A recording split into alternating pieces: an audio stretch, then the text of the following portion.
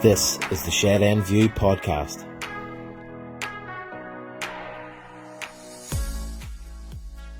Hello everyone, we've got a very special version of the Shed End View podcast from deep in isolation with myself, Gareth McCullough, and Ally Mackenzie, smiling and happy. He gets if you notice, he waves like the Queen. One of these.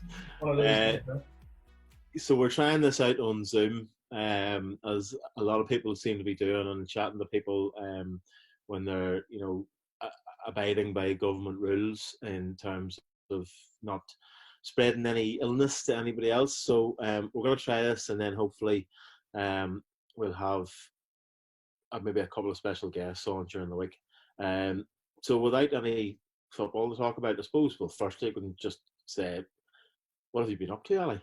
Well, can I just give a quick disclaimer as well, Gareth, that one thing we pride ourselves on is audio quality. And, every week we sit there for ages and get it all set up and try to master it after. So if you're listening to this on Spotify and you can hear Gilmore Girls in the background that Louise is watching, that's not an intentional thing. So bear with us on that. Hopefully, I was trying to think of ways that we could actually record a podcast relatively isolated. So I was thinking, had we, the car, sitting cars beside each other, put your microphone in through the window, me sitting in my car, and then, I don't know, it's just like, it's going to get too messy. So this is probably the best, isn't it? You were probably thinking about this before we actually had to, stay at home. You were probably thinking, God, I can't be bothered going down to the showground and sitting with him for an hour and a half. Yeah. So I know we can just do it side by side in the car, maybe trundle up the dual carriageway or something. Yeah, and it's good. We don't have to wait for players to finish training now. So yeah, exactly. Yeah, because they don't have any. Some silver lining, but I suppose no, not really been up to much. Work has kept me going up until the last week or so, and then I don't know, I'm just starting to get bored now. Obviously, we're all at home for the right reasons, and we're home to keep safe. But you keep that in mind. But at the end of the day, you can't help yourself from getting bored. And what do you do when you're bored? Usually, is like you scroll through and find football that's on, or you find something. Yeah. It's good. It's you're finding creative ways to actually stay occupied. I'm reading tons. I've read about 3 books I think already in the past 2 weeks. Apart from that, there's very little to be at. Well, I have. I mean, if I look, I'm in my room here at the minute, and if I look to my right, I've got a bookcase with, like, I would say a good 50 books in it, of a mixture of music, football, sort of crime and random stuff. Mm-hmm. And I have to sadly admit, I haven't started one of them in this period of time, but I have pretty much tried to get my way through as much of Netflix library as humanly possible. So I've watched Tiger King, which I think a lot of people have watched, and will know is possibly one of the most bonkers things we've ever seen. Yeah. But I just finished today, and I know we are watching it as well. I just finished Sunderland Until I Die, which is not billed as a comedy, but it definitely has its funny moments. And it's not quite as the characters in it aren't quite as bad as Martin Bain, and if anybody remembers him from the first episode or the first series, sorry, but he definitely had a Ricky Gervais from The Office or David Brent sort of feel about him. But it's a good show, and I mean it's obviously something that we would be quite sort of interested in, given the documentary we did.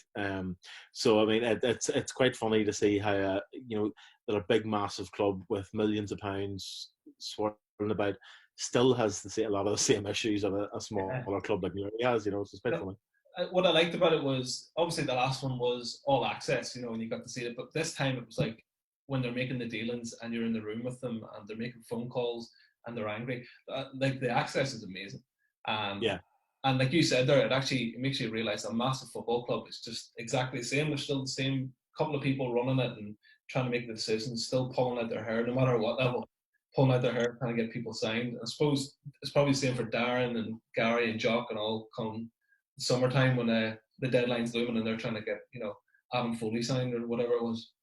The only difference is that for anybody that's seen any of Sunderland Until I Die, the second series, when he's in the January transfer deadline day and he starts off with a bit of £1 million to Will Grigg, and ends up spending £4 million on him.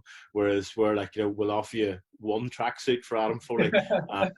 In relative terms, it ends up getting up the full squad's worth. You know what I mean? It was just bizarre that they signed him and he felt he needed to sign him, and then he hardly played the rest of the season, and I think he scored 1 goal. Crazy. You know, I think Lee Duffy was on the brunt of that as well. I don't think he got in your tracksuit. He was wearing his warm point bottoms for months, because I remember giving him abuse about it for an awful long time. And I suppose that's one thing, actually, that name is, I suppose, it was an interesting name at the minute. Everybody knows now probably that he had a really bad bout of COVID-19. Now, he was due to be in the Late Late Show last week, and for one reason or another, it didn't materialise. It may well have been on last night. Now, I didn't see it. I don't think he was. But, I mean, I know he put up a tweet there, and he was saying he was breathing sort of with assistance for 8 days. And, I mean, I think that's the one thing, and I know we're probably going over maybe old ground and stuff that people have heard quite regularly now, but sort of on a serious note, everybody talked about this virus as, it'll affect older people or people with weakened immune systems, or people with underlying health conditions. I mean, if anybody knows Lee, Lee's for want of a better term, a well put together fella. He's fit, he's strong, goes to the gym regularly, and that guy was having to breathe through a ventilator for 8 days. So it's really scary times, and it just, all it does is really reinforce the message of stay at home and don't do anything you don't need to do, and keep your, because it's happened to anybody, like, you know what I mean. But thankfully, Lee, even though he left the club in January, you know what I mean, he's still somebody that we all get on with, and we hope he's doing a lot better now. Yeah, and it was good to see that he did make the recovery, and it was good to actually see him speak out about it too, because as you said there, you think it's always going to be older people or vulnerable. Being an asthmatic myself, something I'm quite nervous about trying to steer clear of, because if Duffy is fit and a lot fitter than you and I put together, Whoa. Hold on a second here. Don't be casting aspersions on me. Okay, I'll reword that. A lot fitter than I would be. A lot fitter than I would be. But for him to suffer from that, it's like, it was kind of a wake-up call. You're like, God, it could happen to anybody, I did text him about 10 days ago asking him would he do an interview with me for the New York Reporter, and he hasn't even read my WhatsApp yet, even though our good friend Adam Foley sort of set up the interview for me, and he hasn't even got back to me. So I'm glad he's all right, but swings and roundabouts, like. Well, just as a second disclaimer as well tonight, the first one is obviously the audio quality. The second one is I'm wearing the colours of our dual carriageway rivals. So you are. Yeah. At least I'm wearing the proper colours for this. Yeah, which I just realised as I was looking there, I was like, that blue and white doesn't look right, and that's why. But thankfully, it's a Maradona Argentina top and not the Warren Point top, So it's an homage to our own number 10, is it? That's the big lanky Dubliner from Balbriggan. That's the very one. So Gareth, obviously football is rightly so taking a back seat in the past couple of weeks, and I heard a great quote, and I don't know who to attribute it to because I didn't catch the name, but it said, football is the most important of the least important things. Yeah, it was something actually Darrin said on Twitter, but I can't remember who he picked it up from. I think he'd been watching a documentary, or there was somebody who's a journalist maybe said it, or a player said it. Yeah, I mean, it's not important in the grand scheme of things, but then at the same time, you realise how important it is when you don't have any of it to even talk about. I mean, never mind, going to watch, or for me, writing about it. You don't have any of it to even watching TV. You don't have any sort of, any sort of just barroom chat about it, or even going, this is going to be a big game in a couple of weeks. We'll have to win that game because we don't know when that game's going to materialise. So it's beyond bizarre. It's football is massive. What it shows is football is massively important in so many people's lives. You know what I mean? And just as our podcast was starting to take off and circle the world, you know what I mean? This has to do, so I mean, per us. I know we bragged about like never having suffered a defeat on the podcast, really, up until what game was that? Loughgall game. The Loughgall game at home, the 3-0. And we kind of brag about that, and then the kind of world closes down after that. So, well, this is just what happens whenever we lose a game. We lose a game, everything must stop. Yeah, the world ends. Yeah. I know it's weird, but I think for a lot of people that probably don't know what's happening or what the future actually holds for this season. First of all, how's that going to end? How does that go if it does continue? How does that go in, and how does that affect the start of next season? What way does that keep running on into next year? How do players get a pre-season? If we start back in over the next few weeks, do players get a couple of weeks of training together before that happens? You're probably more well advised with your job as a journalist and being in contact with people as opposed to me reading Twitter and speculating. So, from your point of view, where are we with things, and kind of in layman's terms, how do we finish this season if we do? Well, first things first. We obviously have never been in a situation like this before, so there's no precedent. So there's nothing we can look to and say, well, this happened at such and such a time, so therefore this would be advisable to do again. Obviously, at this point in time, as we sit, we're in the 4th of April. All football suspended until the 30th of April. Now that's both here and in England. To see it being back, being ready to play, or even or being allowed to play after the 30th of April, no, not in any way, shape, or form. So therefore, what that does, I think they'll keep resetting the date. I think you'd see maybe this week or the week after that date being pushed back another 2 weeks. It'll never be pushed back 2 months. Be pushed back a couple of weeks at a time. Just because then it gives you the opportunity to maybe go, right, okay, this is slowing down. We can get some games in.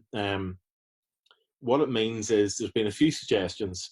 Obviously, if you look at the non-league in England, they've voided all their leagues. So it's not even a case of they've let the leagues finish as they stand.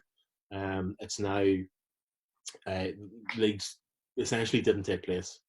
Now, what that would mean is, and UEFA have already come out and said it, if the likes of the Premiership in England do it, and obviously the Premiership over here do it, it would leave your European places in jeopardy. Now, I know that doesn't really have any sort of doesn't matter to us really, but at the same time, if it probably lends itself to the fact that NFL won't do that, and they won't void the leagues, because if they do that with the Premiership, they have to do it with the Championship, or if they do it with the Championship, they have to do it with the Premiership and the Premier Intermediate League.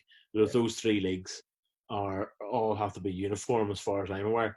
The main suggestion seems to be coming out, and it's one that Matthew Tipton, the Portadown manager, sort of, I think, to be fair to him, and I've spoken to him about it personally, he has an article in the Belfast Telegraph a couple of weeks ago where the headline sort of said that Tipton wants the season to finish after each team playing 33 games. Yeah. So forego the split where each team plays another 5.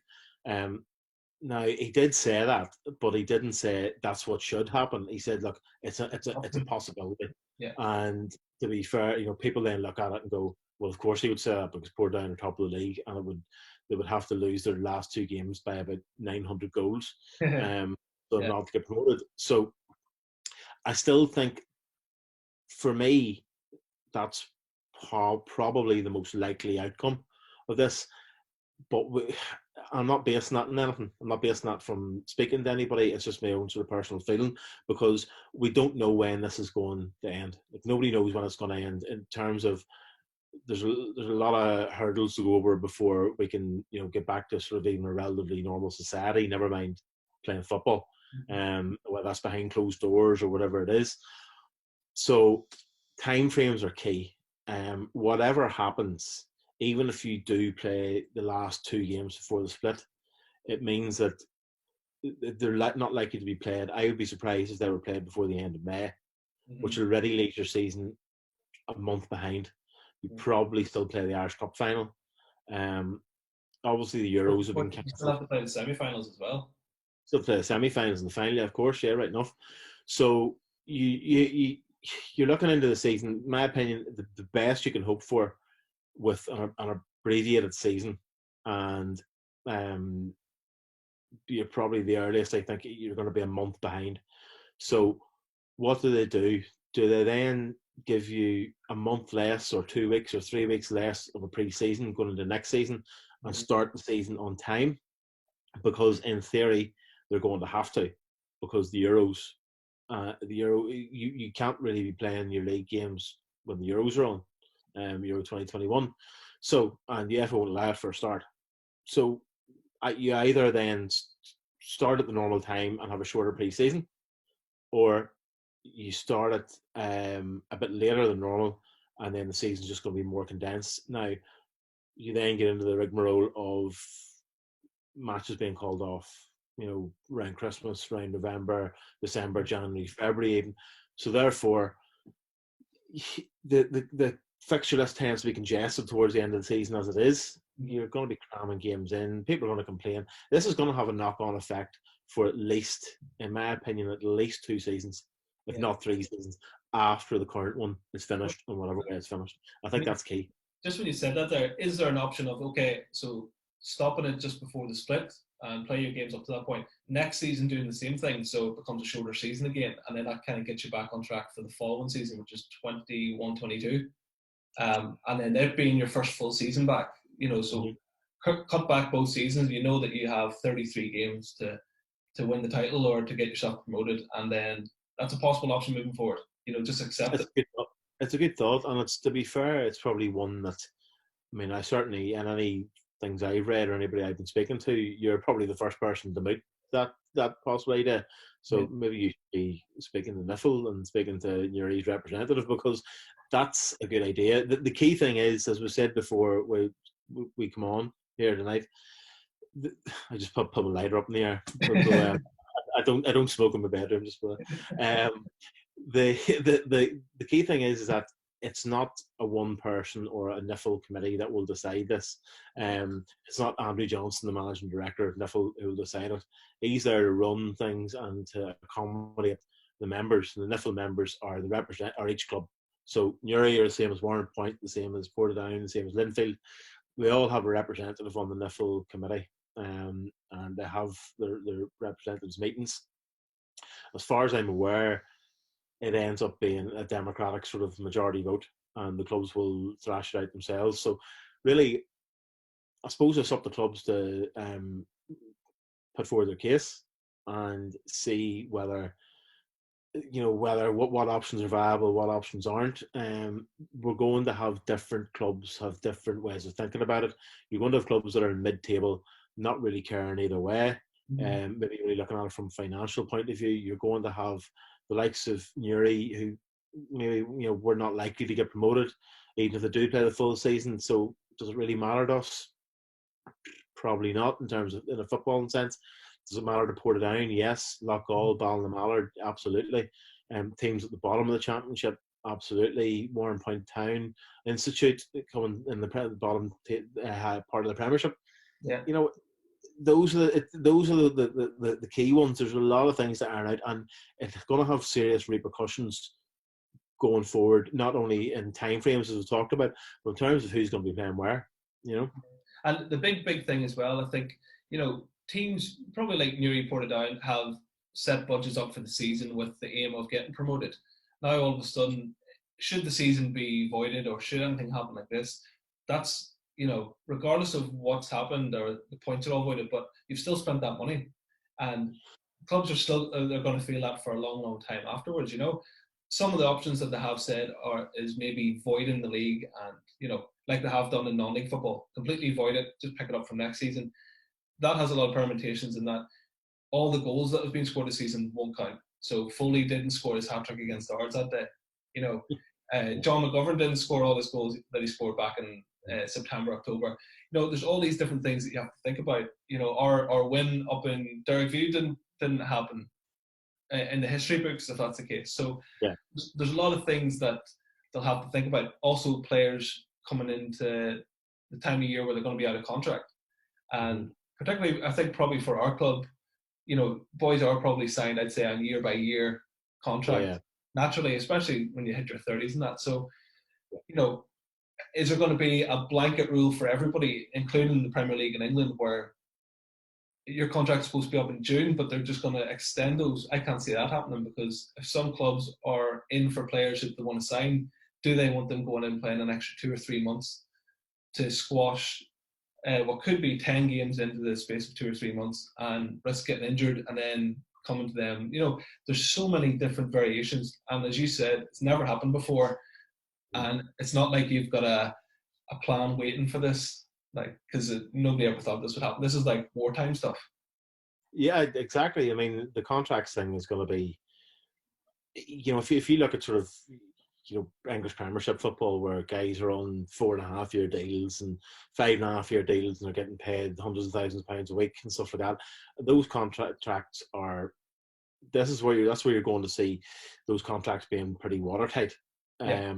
In terms of, people say somebody can be bought out of a contract, or whenever somebody's doing a transfer deal. When it comes to something like this, those contracts are I think would be a lot more secure than they will be over here. I don't know the ins and outs of all our players' deals, but I know, for example, John McGovern, when he signed his first professional contract when he turned 17, I think in October, he signed a 2-year contract. So that's to the end of the 2021 season. Yeah. So I don't know whether that goes to the end of that season, whether it goes to May 2021, if the season overruns. You know what I mean? He's probably one of the only ones I'm aware of that's on a 2-year deal. Most players, as you said, are on 1-year contracts. I'm sure there are others on 2 years. I know from speaking to Darrin that he is speaking to other players and looking to freshen up the squad for, well, you presume for next season, because even if this season does finish out in its entirety, you could be talking, I don't know, it could be September, for all we know. So, when does the transfer window open? When does it close? That sort of thing. I think things will become a lot clearer in the next 2 to 3 weeks, maybe the next month, certainly by the end of April. None of us are in the medical profession, and we're not virologists, but by all the reports we seem to be hearing, that we're going to have the peak of this in the next 2 to 3 weeks, and then hopefully it starts to ease off a bit. So in that regard, there might be more scope for actually planning something. As for a club like us, how do you plan? It's literally a day-by-day scenario, and I wouldn't put it this way. I think the likes of Darrin and Gary Wilson and Mark McLaughlin, on our committee, have a tough enough job as it is to be on a club. I don't envy them in this position, to be in this position. I don't envy anybody involved in football. I think one thing you will see is that you see bigger clubs than ours struggle. Yeah. We're a reasonably big club, but you will see big clubs than ours struggle. As I touched on before we come on, there was a report in the Sunday Life last week that says NIFL are going to be forwarding UEFA solidarity payments to the 12 Premiership clubs, 12 current Premiership clubs, supposedly of £20,000, which I think either includes potential prize money from this season. They've put an advance on it, or that's going to be added to it. But the key thing for Newry is that it also includes payments for Newry and Ards, because we were the teams that obviously get relegated last season. So while the current Premiership clubs get 20 grand, apparently Newry gets £16,000, which will be an absolute godsend in terms of, yes, your bills should be, in theory, should be lower with nothing taking place at the showgrounds, but you still have bills to pay. You still have recurring, monthly bills to pay, like anybody. So that should at least sort of keep the wolves from the door from a certain period of time. But I don't want to say we're in a dire situation, and I'm not talking specifically about Newry. I think just in general, in sport in general, football in general, over here is, we're in a bit of a quandary. It's really, we don't know what's going to happen in general life, but we certainly don't know what's going to happen with football, and it's extremely worrying, if you ask me. Yeah, I think particularly looking at the football clubs in England, and I know before this whole kind of lockdown and the ban on football came in, I think that weekend that the Premier League had cancelled, non-league teams were still running their fixtures. I think 7 fixtures were maybe played in England that time. And all the people who would have gone to, say, West Ham went to their local club instead. But clubs, particularly in England, would rely on that income and maybe they've got staff of 30, 40 people that work for the club. We're probably fortunate in that, bar playing staff and the management staff, there's no real, there's not the day-to-day running of staff. So it's not like we're having to find wages for that or to pay for somebody's mortgage that they're relying on. There will be other kind of the other areas that we're going to be hit badly. Football clubs like ours rely heavily on sponsorship, and people in the local area being kind and contributing and supporting the club. If they haven't had income for 3 or 4 months by the time this gets back, are we going to be able to get sponsorship? Are we going to be able to pay players next season? Are we going to be able to afford for all the checks to be done, for the ground to be passed? Those are the big, I think, the knock-on effects that we're going to feel. Maybe not right now, for the season or a couple of seasons. Thankfully, obviously the club's in a better position than we were, when we went bust back in 2012. But I mean, I think a lot of clubs, like you said, bigger clubs than ours are going to feel it, and everybody's going to feel a pinch in some way. It's just how you get through that. And I suppose more than ever, we're going to have to rely on local support and people coming down.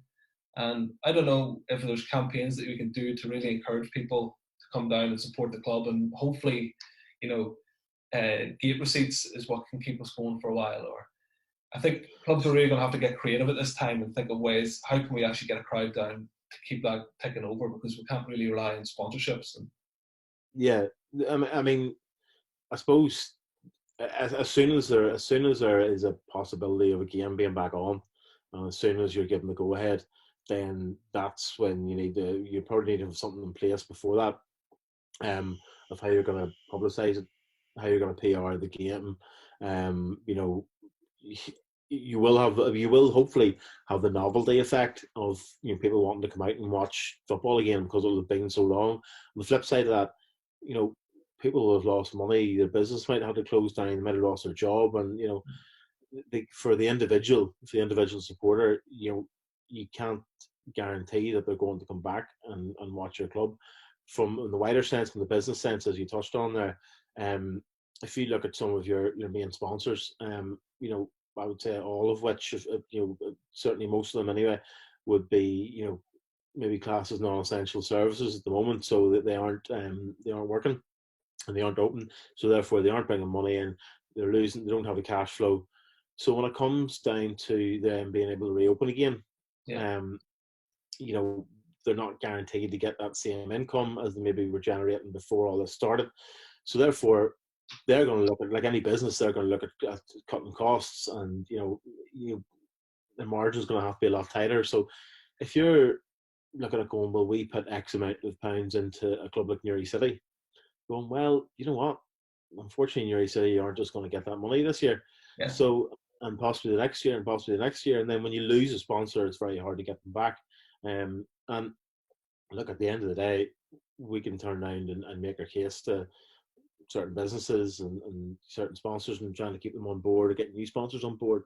At the same time, you can't blame a business for turning out and saying, no, look, we just need a colour cloth accordingly here. So, it will be one of the first things to go. And I know it's something that Darrin, I've talked to Darrin about, it's something I talked to Conor McGreevy, the chairman of Warrenpoint Town, about, who owns 3 businesses, and who all of them sponsor Warrenpoint Town in some way, shape or form. And he's been very, very vocal on social media about government not really supporting businesses. So, he's looking at his businesses first and foremost. He's not looking at Warrenpoint Town. Warrenpoint Town are a well-run club, but if it's a choice between his businesses, and Warrenpoint Town getting sponsorship money, his businesses come first. I think what you forget sometimes as a football fan as well is that you kind of look at business thinking, why are they not supporting our club? But then people don't feel the same passion that you do about it, and sometimes you forget that because you're so wrapped up in it, or you're so passionate about what's happening. But it's difficult enough, and people like Gary Wilson, who breaks their back going across the town, even getting a couple of £100 here or there makes a massive difference. And that's going to be a tough thing going forward. I think clubs are going to have to be really creative, and they're going to have to rely on people like us who would volunteer time into the club and do things. How can we actually come up with ways of making sure that we can keep ticking on, moving forward and keep progressing, because at the end of the day, the club's always going to be there. Fingers crossed. Just depends on the level that is at, and are you just going to have to, or most clubs just going to have to kind of consolidate for the next few years and just be like, look, whatever league we're in, we're just going to have to maybe focus on that and keep the club running as opposed to worrying about pushing on and getting promotion. Yeah, well, I think from Newry's perspective, that has to be key, and that should be. I think that was probably key anyway, in terms of making sure the club was run right. Given what's gone on in the past, we have to make sure it's run right, and there's even more emphasis on that now, and there's going to be more emphasis on that going forward. You touched on like Gary Wilson there. Gary brings in a serious amount of money for the club, on a not even on a season by season basis. Week by week, month by month, match by match, and he does it. I would say, and he's not mind me saying, like an old school sort of a manner. He's not one sitting down in a suit at big business meetings. He does it with the shall we say, the personal touch. Yeah. And so I don't even know why I did inverted commas there, because that makes it sound weird. But he goes and speaks to people face to face, and sort of his own enthusiasm for the club sort of encourages people to come in and contribute and put money into the club. I don't envy his role where he's going to have to be doing that and speaking to people face to face that are just going to, probably well in their rights to go, nah, you're right. Look, we don't have the money. What's happened. So yeah, I think it's about surviving. In the first instance, it's we're looking at this where we're sitting at home, and there are people in an awful sight worse off than us, and they're in hospital, or they've got symptoms and sick, and God rest the people that have sadly passed away from this. But everybody's in survival mode in every manner. In terms of, I don't want to overstate it, but you're survival mode in whatever aspect of life, whether it's your job, whether it's your own health, whether it's your family that you're looking after, finances, and a football club just goes under that same umbrella. And unfortunately, as much as it is so close to all our hearts, it's probably way in the list of priorities at the moment. And whenever it comes to the crunch again, it could be the thing that people first sort of go, well, look, I'm going to have to forgo that for at least for the time being. But look, I'm maybe being a bit defeatist and I'm being a bit negative on it here, but hopefully maybe things aren't as bad as my doomsday prophecies that I'm coming out with here. Well, you know what? I think more than ever, you're right. People will tighten the purse strings a little bit and think, okay, where's expendable? What can I afford to do? And I think one thing, personally, I think it's going to be hit is people travelling maybe to England or Scotland for games, because all of a sudden you're paying what you can get a season ticket for down at the showgrounds. You're paying for almost in a day, at least, to go to Scotland, and you'd be lucky to scratch a Premier League game for 2 tickets. You could essentially get a season ticket for Newry. So, hopefully coming out of it, it could be a turn to local football again. And, we've seen Irish League crowds, I think, pick up quite a bit of numbers over the past few seasons, and that interest seems to be generated again. So it could be the rebirth of the local game, which would be amazing. In terms of, since you've been sitting at home, have you done a marketing diploma or like some description? Because that's two real crowd. You've come out with that line there saying that that is your marketing tagline for whenever we get back starting again. Going, well, you can get a season ticket to come down and watch your local team for less than you would spend on a day going to watch United or Liverpool or God forbid that team you support, Chelsea. So but it's so you can come down for eight quid and watch your local team with local players. And see live football right in front of you, rather than going, I'm a bit tight, I don't want to spend money on a flight, I don't have to spend 50 quid on a ticket, to be sitting 3 miles from the pitch. You can't see anything, so if you're going to watch your team play rubbish, why you may as well spend £8 to do it than spend £158 to do it, you know what I mean? So that's actually, so there you go. So Laura Hillen, if you're watching, there you go. Get on to Ally there. He charges a very minimal rate for such consultancy. Just on that then, there's another one. A match is £8 for us in our league, whereas a pint in the Tottenham Hotspur Stadium, I think, is £7.50. So yeah, but they are those fancy ones that they can fill them up from the bottom. Yeah. I mean that's worth the price alone. Yeah, we have those, but it's the bottles and the empty from the bottom. So somebody slams it down after the defeat on the counter, just spreads out everywhere.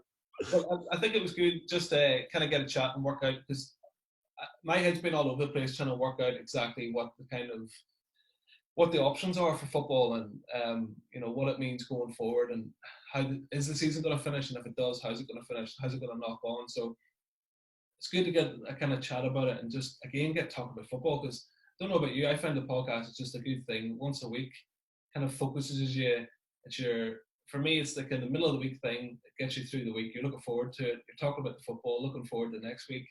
And two people obsessed with football, it's hard to step away from that and not talk about it at all. But imagine trying to find stuff to put in the paper. I know it's difficult for sports journalists at this time.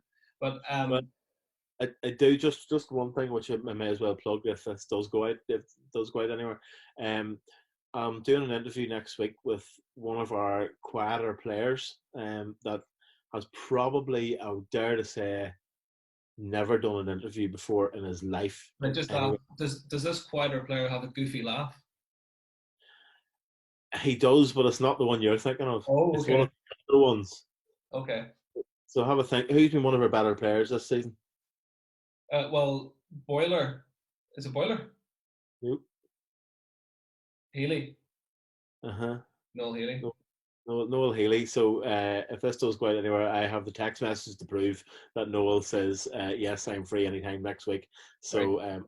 I presume he's spending the entire weekend training for the grilling I'm going to give him.